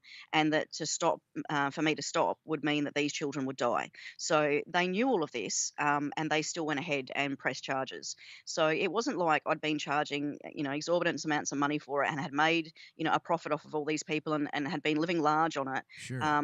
Basically, I had actually spent, I had saved up a house deposit to finally buy a house, and I spent that on it. And when I got to about $20,000 that I'd spent, I just couldn't I couldn't face it anymore, so I just stopped counting, and I just put all the receipts in a bag and just thought if I ever get arrested, I'll just give these to the police. So I've spent a great deal of money on it. And so I just sort of can't understand why they would want to keep continuing charges when, really, I was doing it for, even though legally it might have been wrong, morally, it was the right thing to do. These people were Yeah. told they had no other option, that they were going to die without this medication. So, I was literally just keeping them alive until a legal product was available. Well, let me ask you this. This is incredible what you've done so far. You're just moving forward with the truth and you're helping people out. hmm Now you've got this spiderweb bureaucracy of nonsense in a country that's legalizing it anyway. A couple of hmm questions for you. What do you say to people? Because I come across this all the time. A lot of us, the activists who may or may not have been in a medical situation but understand the truth. What do you say personally to anyone that says, "Well, that's the law. You have to obey the law"? What's your 1 minute answer to that kind of claim? Well, we only get one life. So if you're told that there's nothing else you can do and cannabis is the only thing that will keep you alive, then I think it's a little bit silly to say that you'll just obey the law.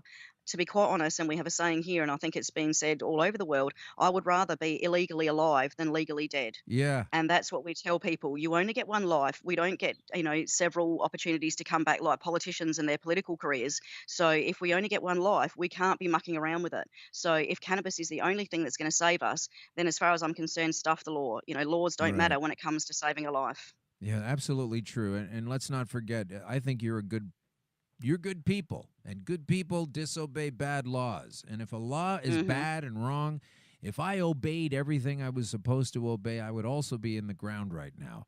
And that's not Exactly. anecdotal. That's my story. And then there are hundreds of thousands of similar stories like this that all of us anecdotal people are not getting together at secret conferences at Davos to riddle the world with Mm. these stories where we're colluding to try to prove some fallacy.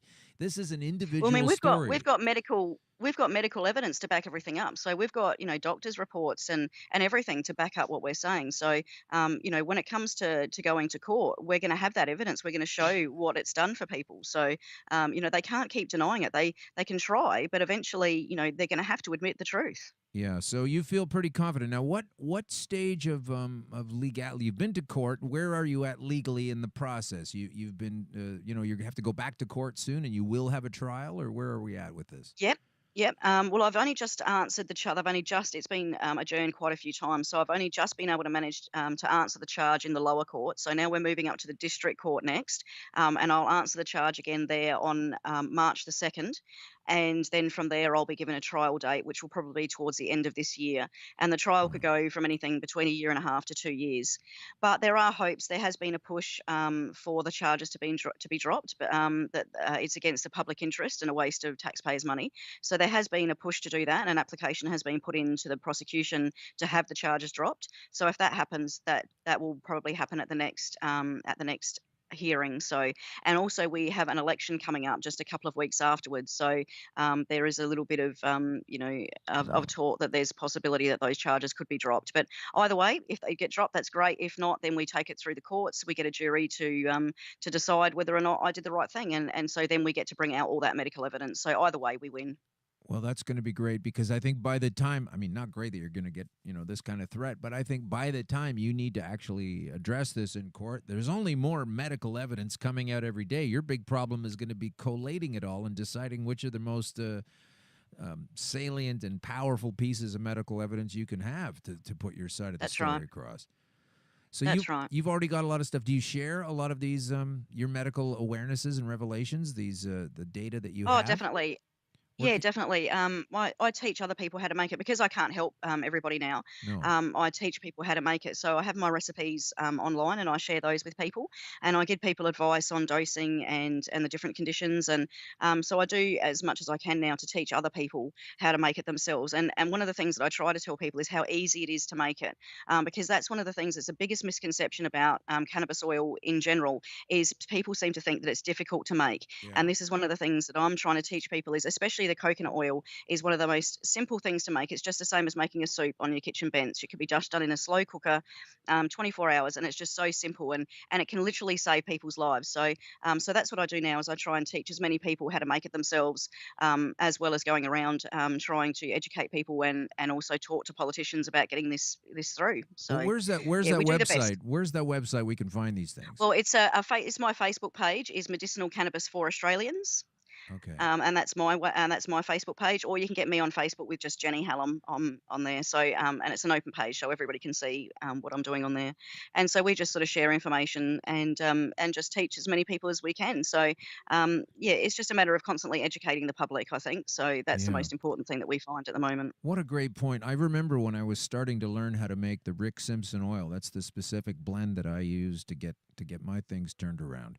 I was afraid. I was not sure how this was going to go. How flammable might it be? What kinds of problems? And I put it off. I had everything ready to go one day, and I just couldn't muster up the courage. And then the next day I said, listen, you got to do this thing. And I made it happen. But it is far more easy than anyone can imagine. It just sounds like it's going to be difficult. It sounds partially because it's illegal, partially because we're not all chemists, a lot of different reasons, but it's very simple. But can you take us through briefly, because everyone almost that I know has a slow cooker. So what kind, tell us about how, just take us through the simple process as you describe it, and just tell everybody listening right now that wants to listen to you, they're not going to research it, they'll research it later. But what do you do with your slow cooker and your coconut oil, and how much cannabis, and how does it go? Okay. Well, what I do is a lot of people decarb their cannabis in the oven first, and I don't do that. When you do that, you're converting it all to THC, and I want to keep some of the THCA in mine. So what I usually do is I just take 1 ounce of cannabis to 1 litre of coconut oil, and I just put that in a slow cooker. I just mix it together. I leave it for 24 hours, and then I strain it and take out the solids, and then you put it in the fridge, and it's ready to go. That's it. That's as easy as it is. How easy is that? Now, slow cookers generally have 2 temperatures, high and low. So would you put that on the high speed, high No, we want it temperature? on the low.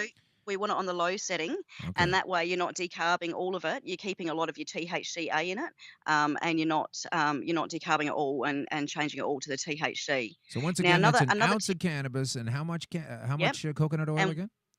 1 litre of coconut oil. 1 liter. Okay. And and then another hint for people, because we know that there's all these different cannabinoids, and we, everyone always sort of concentrates on the CBDs and the THCs.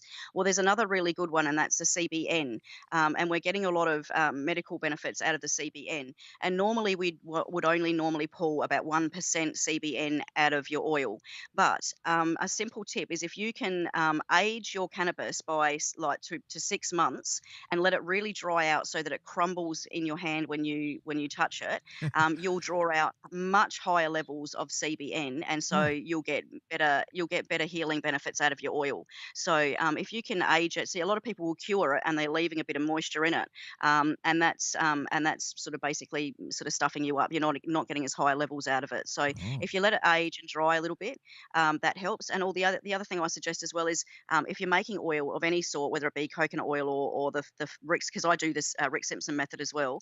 We just don't call it Rick Simpson oil because we know he doesn't like it to be called that unless it's him making it. Understood. So we call it FECO or full extract oil, but I use the same process.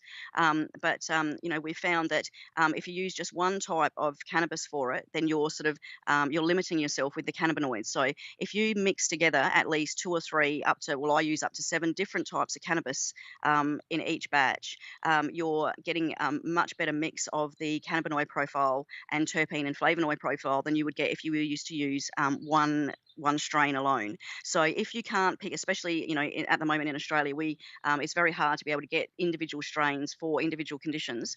So if you're trying to fix a condition and you can't get a particular strain, or if in my case you're trying to help many different conditions, so you need to get a mix of different things, then if you mix a few different strains together, then you get much better oil as well. Simple, effective, easy to do. Easy to do, and it makes completely good sense. So now that I have this liter of this cannabis that I've cooked in the slow cooker for, what did you say, 24 hours?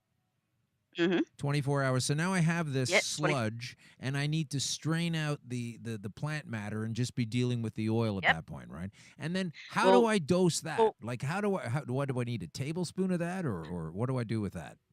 The final okay, product. well, first we'll go back. The sludge that you get left behind, the actual the cannabis that's left behind, Sure. you can actually still use that. You don't have to throw that away. Oh. It's just it tastes horrible, but you can put that in the empty capsules, and you can still use that. And a lot of people just throw that away, thinking that it's no good, but it's actually stronger than the oil itself because you still have the plant matter in it there as well.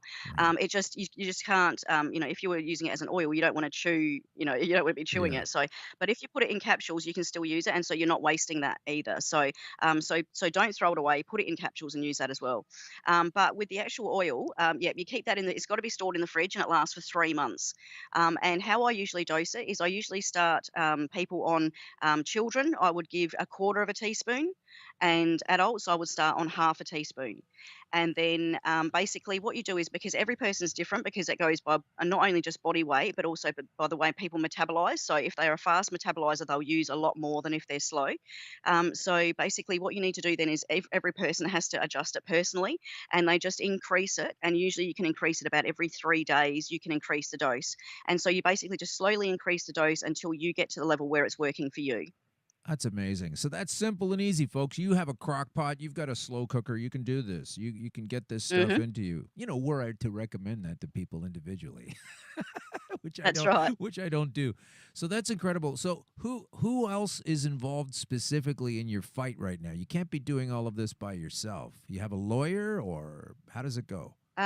Yeah, I've got a legal team at the moment. So I've got a solicitor who does a lot of the grunt work, and I've got 2 barristers, and one of them happens to work with Julian Assange. So I'm pretty lucky. He's a pretty big human rights lawyer over here, so he's giving advice as well. So I'm really lucky with that. They're both of them are doing it pro bono for me, but unfortunately there's still a lot of costs that we have to cover with bringing experts over and those sort of things. So it's still going to be a big fight, but we're really lucky here. We've got some amazing people behind us, and we're getting more and more people. But that's what we really need is in America and in Canada, you were really lucky over there. A lot of high profile people came forward to support it, especially in America. One of the biggest things that changed people's opinions was when Jennifer Aniston stood up and supported it.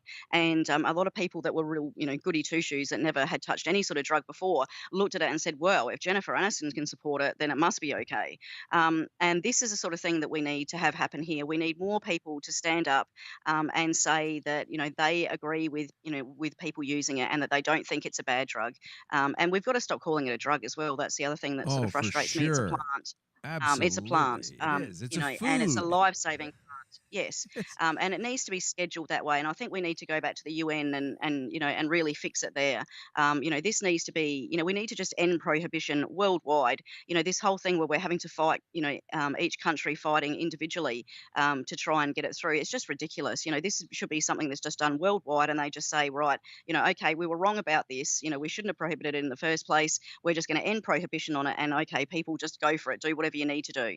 That would really help. And that would save millions and millions of people's lives. But unfortunately, this isn't a perfect world, and that's probably not going to happen. Right. Have you noticed, I don't know what they do in Australia, the way they do it here, and the way they do it a lot in the United States of America, and I guess other places too, but I'm most familiar with those 2 regions, is that they constantly go on and on about the costs of enforcement.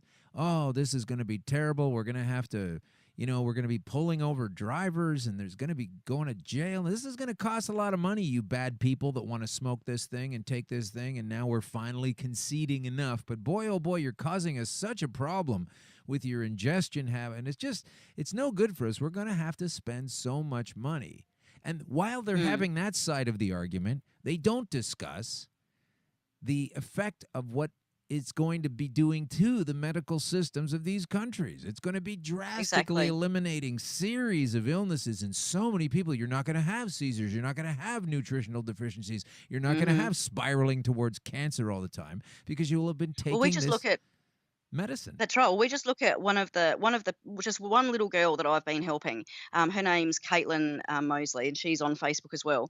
She's an activist. She's fighting for it. Her mother Katrina has been fighting for it, and she was having to give her daughter CPR on regular occasions, and having ambulances called out, and hospital stays, and ever since using the cannabis oil, she basically, I think she's only had the ambulance called out, I think once or twice, and she's only had a couple of hospital stays. So that has saved already the government thousands and well hundreds of thousands of dollars in medical costs for just one child alone.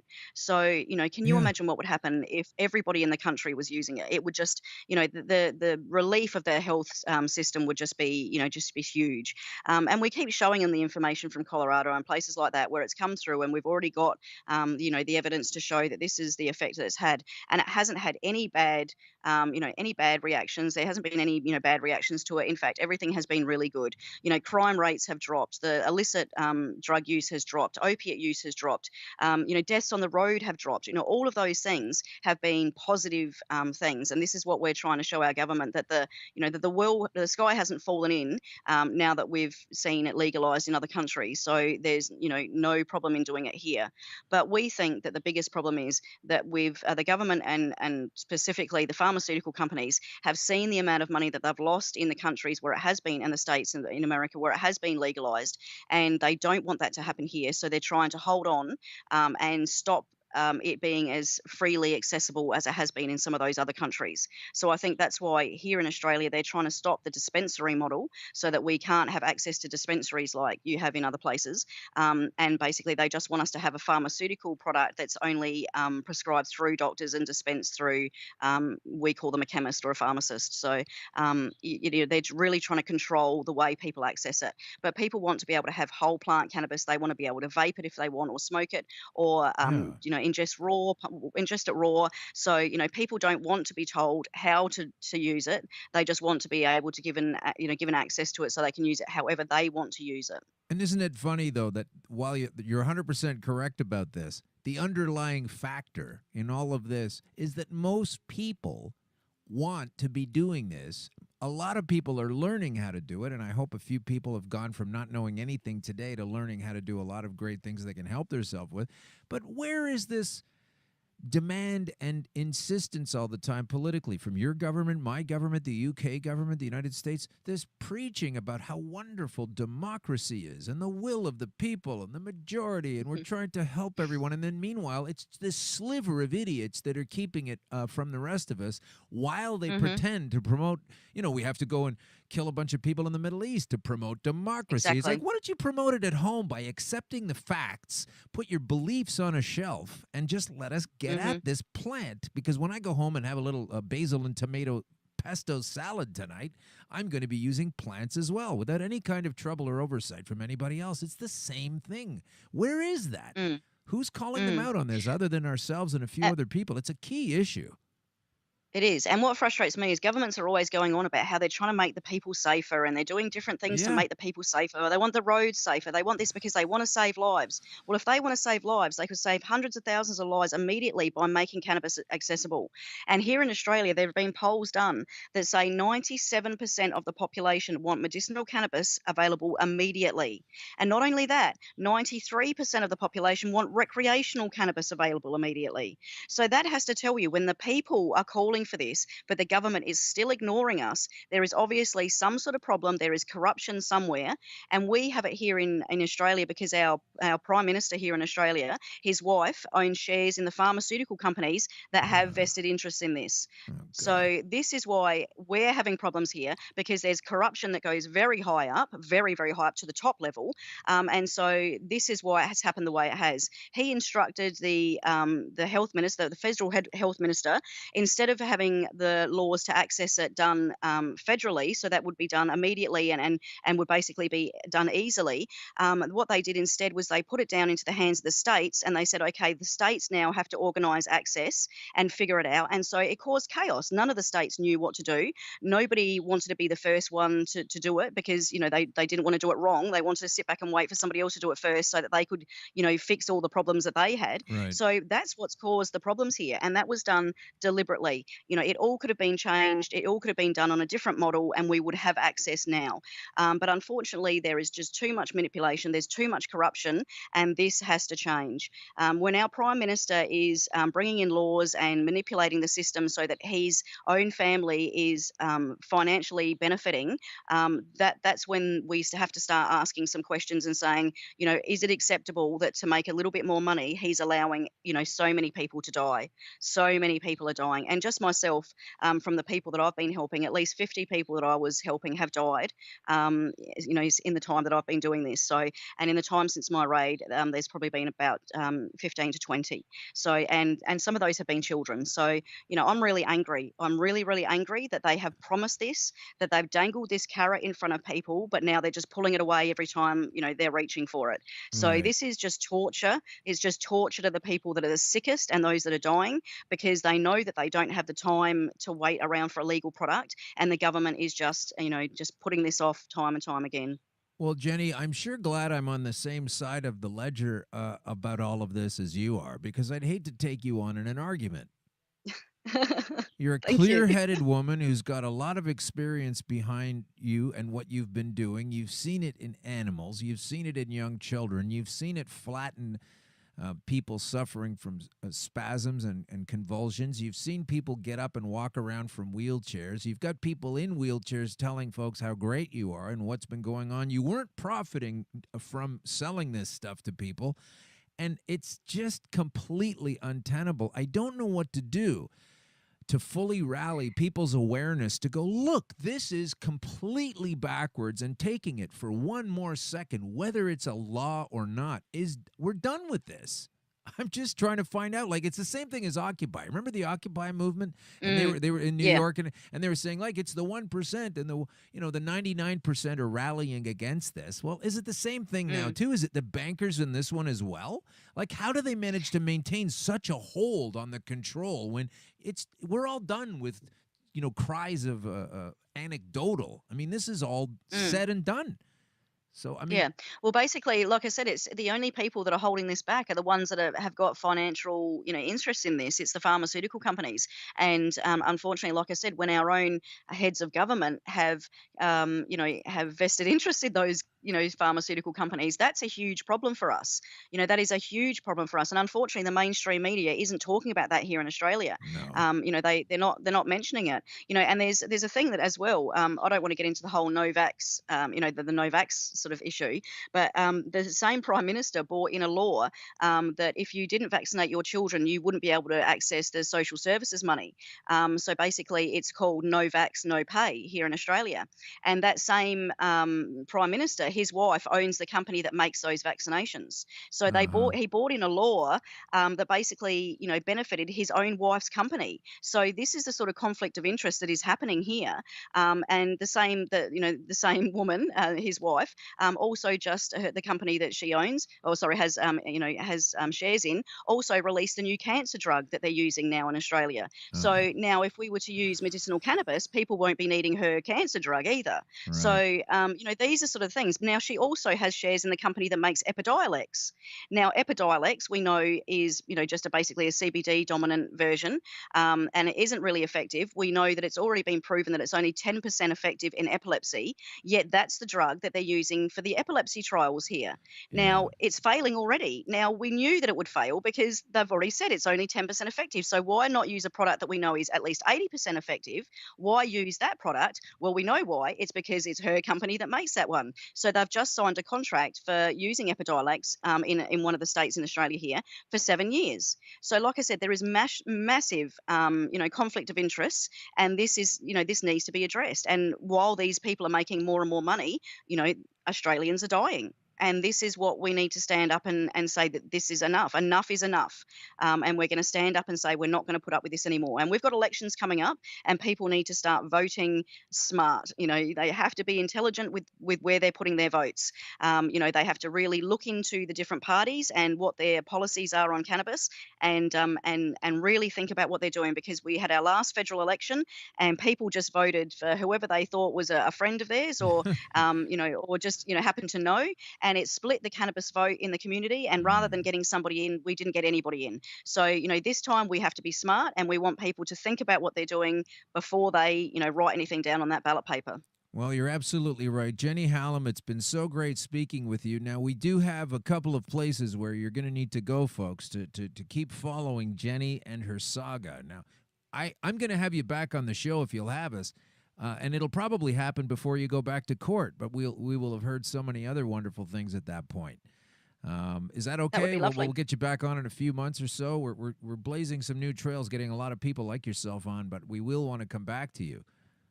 Yep, that would be lovely. I'd be happy to come back again. So we can find you. Like I said before, there's this page on Facebook. It's called isupportjennyhallam.com. # hands off our healers. We support Jenny Hallam. So if you want to support Jenny and you want to understand what she's going through politically, legally, and most importantly, biologically, do get over there to Facebook. And she's also available at Support Jenny Hallam. That's another support team of Jenny's. And, of course, Jenny is on Facebook as Jenny Hallam. Last name is Hands. Is that your original That was surname? my maiden name. Yes, it was. Your maiden name. So that's in Hanns. And Jenny is absolutely, as you can hear, a very clear-spoken. This is the joke I hear. Everybody tries to chip away at this. I know. They make us all sound like Cheech and Chong. And no offense, I'm trying to get Tommy on the show. But not everybody's no. a vacuous stoner, and they were only playing those roles anyway. So Exactly, and that's what people need to realise, that there's good, intelligent people that are cannabis users, and we're not all lazy stoners. So Yeah. it's time. It's time we get rid of that stigma. it is definitely time to get rid of that stigma, and it's definitely time to get yourself at least a secondhand slow cooker, it sounds like, and an access to some good coconut oil. That's right. to go with the cannabis. So, Jenny, we're going to let you go. We got some more things to do on the show before we leave, but I'm really happy to have met you on the phone, on the Skype, and we'll definitely have you back and hold it together.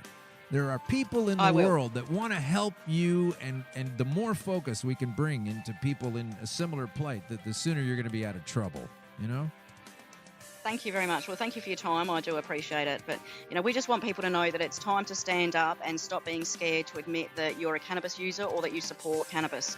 You're not a bad person for doing that. And, while people are scared, to stand up and admit it, that's why we're in the position we are. So stop being so scared. Stand up for cannabis today and admit that, you're a good, decent person. That's it. Well, couldn't have said it better myself. Thank you so much for coming on. Jenny Hallam, we will definitely speak with you again. Good luck. Thank you very much. Thank you for your time. You're Have welcome. a lovely day. So that's Jenny. She is another powerhouse, and I'll bet there are at least one or two women like her in every single country that all of this stuff has anything to do with. We've met them in Ireland, and we're meeting them in Australia, and it's really time to take these people who are so self-important with their rituals and the voting and the political system that only allows you sometimes one, but maybe two different options at a time. It's really something we need to stand up for our rights and tell everybody that doesn't like it, tough. There's no way I'd be sitting here without that plant. And really, no way I'd really want to continue sitting here if I didn't have access to that plant.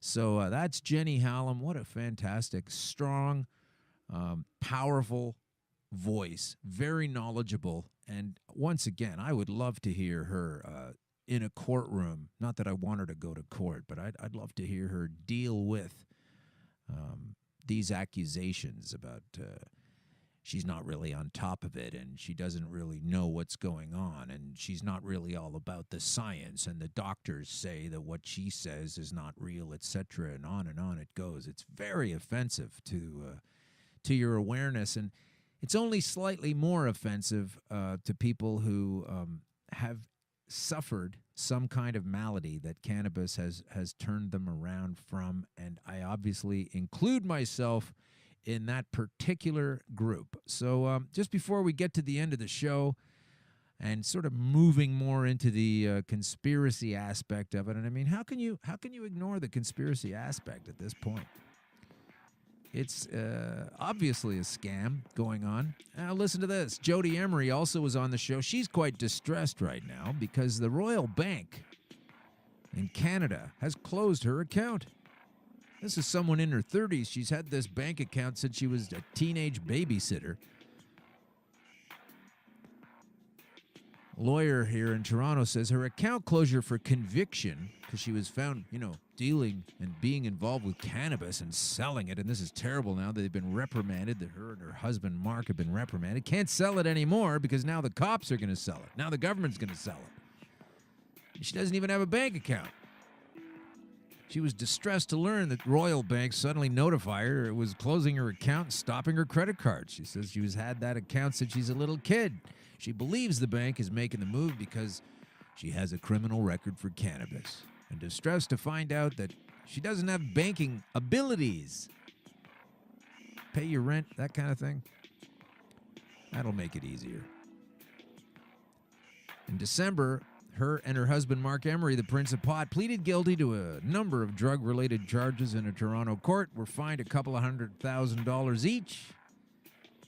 And she says she needs the account to pay the penalty as well as to pay her rent. Who's not going to believe that?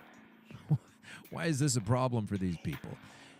She says that they're being discriminated against and people in her similar situation because a stigma that doesn't relate to any sort of dangerous or threatening behavior, and she hopes she can find a credit union or another bank to take her. And a lawyer says he doesn't think that's exactly why she doesn't have the account, but I can't imagine why else she wouldn't.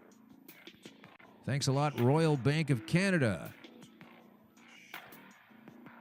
Now, let's turn to Now. There's a publication in this city, and you can get it online at nowtoronto.com.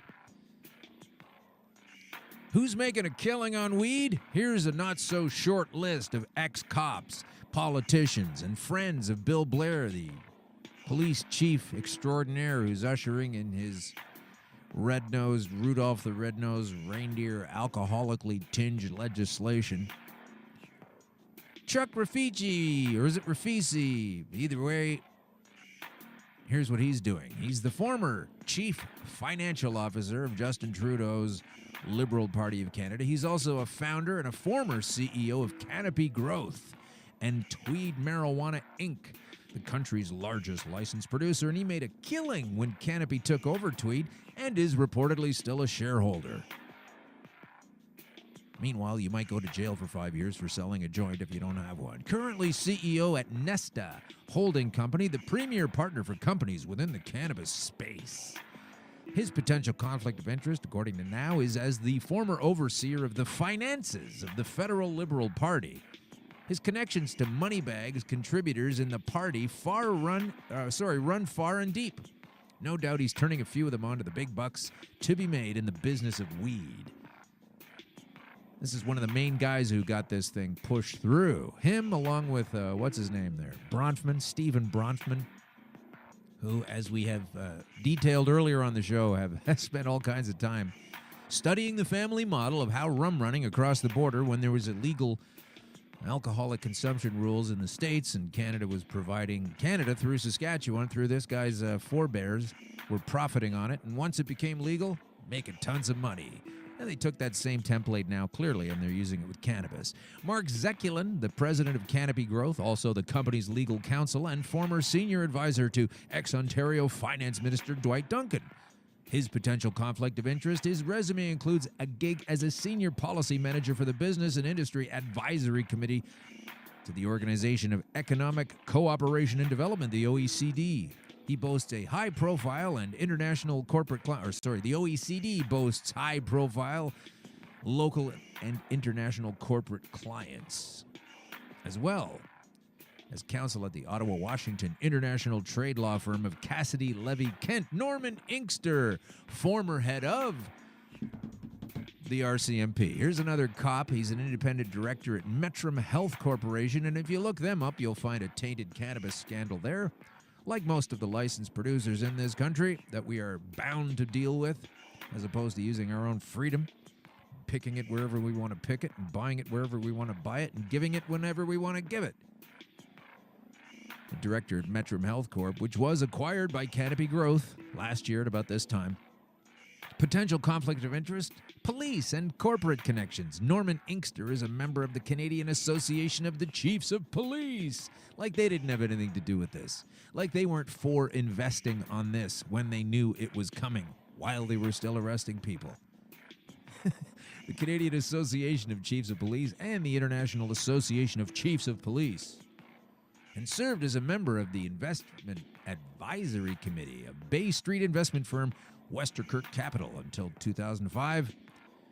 Even Bill Blair has admitted there are some ideological and political aspects to this. Yeah, tell everybody that used to use it they're a criminal.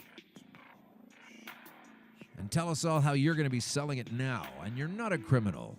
You lying scumbags. Hey, let's not also forget Kim Derry, former Toronto deputy chief, potential conflict of interest. He lobbied his old boss, Bill Blair, the government's point person on legalization, on behalf of the marijuana facility THC Meds Ontario, Inc. earlier this year to get rid of the goons in the budding industry and other people that used to know how it works and know how it works properly that are being labeled by these gangsters and opportunists. Hey, this is a big list. Here's the former Minister of Health, George Smitherman. He's an investor and a director of licensed producer THC Meds Ontario. He was re-entering politics, and he's going to run for a city council seat this fall. So he doesn't want dispensaries anywhere. He's involved in companies that are going to make a profit. Ernie Eves, the old conservative PC leader and premier of this province. He was the financial dude under Mike Harris before him. He's been conspicuous by his absence in the news lately, but he's busy with Timeless Herbal Care, a Jamaican medical marijuana company he joined as chair in 2015, at which he just inked a deal for one of 3 licenses approved to grow marijuana in Jamaica. This is another fine, law-abiding gentleman who used to scorn and issue scorn upon the users. Julian Fantino, former conservative MP, a federal MPP. He was also the OPP, Ontario Provincial Police Commissioner. He was also the Toronto Police Chief. He's also put a lot of people in jail for using cannabis, and he's now rolling around like a pig in the trough as the executive chair of Alifia Inc. Alifia. Now, there's a cannabis company you want to avoid. Let's not fatten their wallets any fatter than they already are. The company recently entered a $20 million financing agreement with Cannabo Medical Inc., so avoid them also. I'm calling for full-on boycotts, folks. If you didn't catch the name, just pause it, skip it back 10 seconds on your player, and write it down. Cannabo, Canada's largest physician-led, referral-only clinics for medical cannabis. Potential conflict of interest after spending a career pushing reefer madness and once likened decriminalizing marijuana to murder, along with heroin comparisons, the former Toronto chief says he's turned over a new leaf. It's also just so happens that the director of the communications at Canopy, the largest licensed marijuana producer in the country, is also a former underling at Fantino's Veteran Affairs, when he was giving the folks a hard time back then as well. Same different political team doing the same thing. There's also Raf Sukar. He's a former undercover drug officer and an RCMP deputy commissioner and a current president and CEO of Alifia. Once again, boycott Alifia. Do not fatten their wallets. Do not do what they tell you. Too many lies to mention. And by not specifically pinning them down on anybody, I'm sure I'm avoiding some kind of conflict of interest myself by labeling people as certain things. But they are definitely involved in multiple series of potential conflicts of interest. Here's the dude that guides health policy in this province. Like I said earlier, the more people use it, the lower your costs are going to be. He used to be the president of Health Quality Ontario, Joshua Tepper. His potential conflict of interest was listed as an independent advisor to Metrum Limited between 2014 and 16 while he served as HQO head. Then there's John Reynolds, a Canadian Alliance MP and former Reform member. These guys are as far to the right as it gets.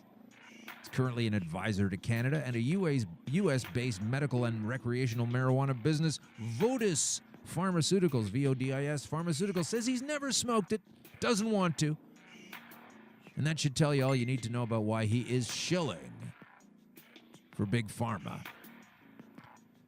Senator Larry Campbell has a potential conflict of interest. He's declared it's not, though, because he's an advisor to VOTA, says it's not a conflict, but I think it is. Mike Harcourt, former BC Premier and Mayor, has a potential conflict of interest. He's got a company called True Leaf Medicine. The U.S. Security and Exchange Commission recently approved a share offering that'll allow the company to crowdfund up to $10 million, and Jody Emery can't even get a bank account. Herb Dallowall, former Vancouver MP and federal cabinet minister. Oh, God, he's got a conflict of interest. You know what? I've got a huge list here of potential conflicts of interest.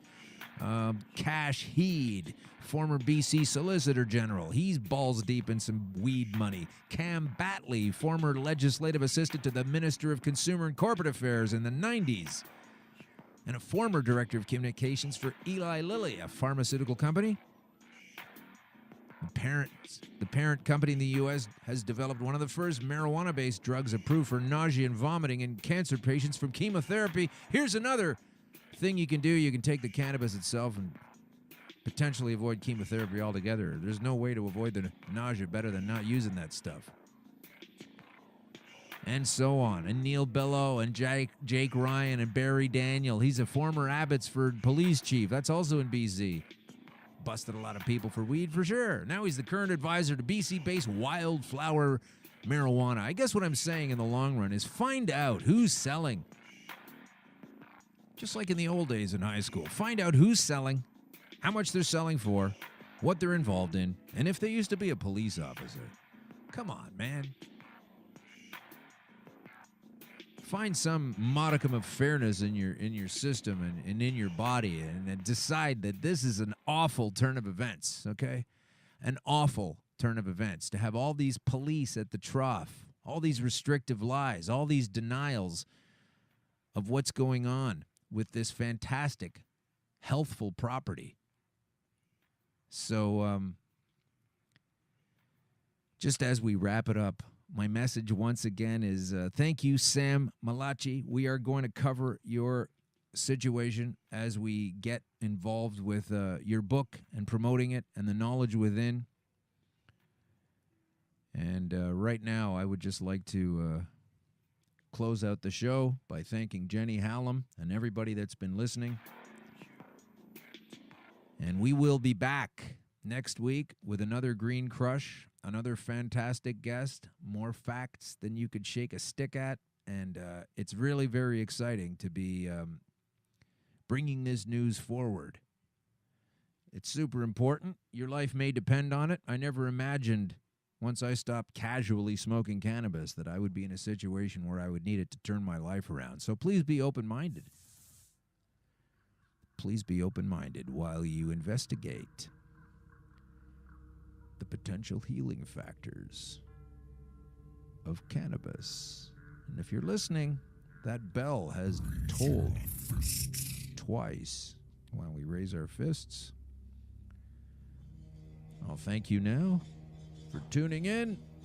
Sorry about the live broadcast not happening, but you're already listening to it on podcast. What do you care? We'll be back next week with a fantastic time. This is Alan Park, Green Crush Conspiracy Theories and Queries and Situations. We're going to be digging deeper into all of these things right on up to whenever Justin Trudeau says the new system is in place. Thanks for listening to Green Crush. We'll talk to you again another time. Announcing CBG TV's Bud Break book. Get your copy now. Detailed strain reviews. Every purchase supports the ongoing efforts of CBG TV. Available from Amazon and at cbgtv.com or scan the QR code.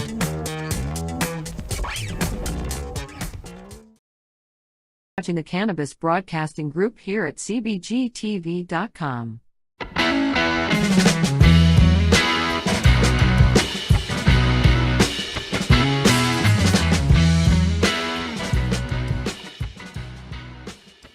Harlequin is an ultra-diverse combo hybrid that is brimming with all sorts of superpowers.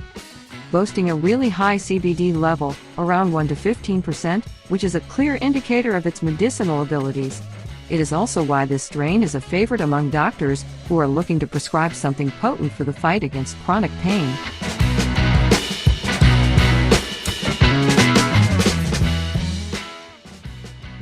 Cherry OG is appealing to users with a strong sweet tooth. It is cherry-flavored with hints of ripe strawberries and a subtle tinge of sour diesel that entices the palate. But that is not all. The potent strain contains THC levels between 19% to 22% and is a perfectly balanced hybrid with equal parts sativa and indica.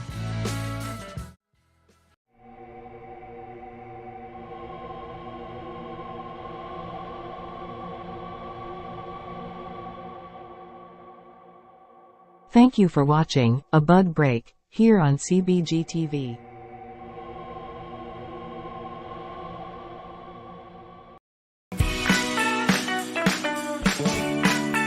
Hi, I'm Timmy. And I'm Mary Jane. He's the newbie. She's the doobie, and this is the show where we tote cannabis. Talk. From both sides. Is that even possible?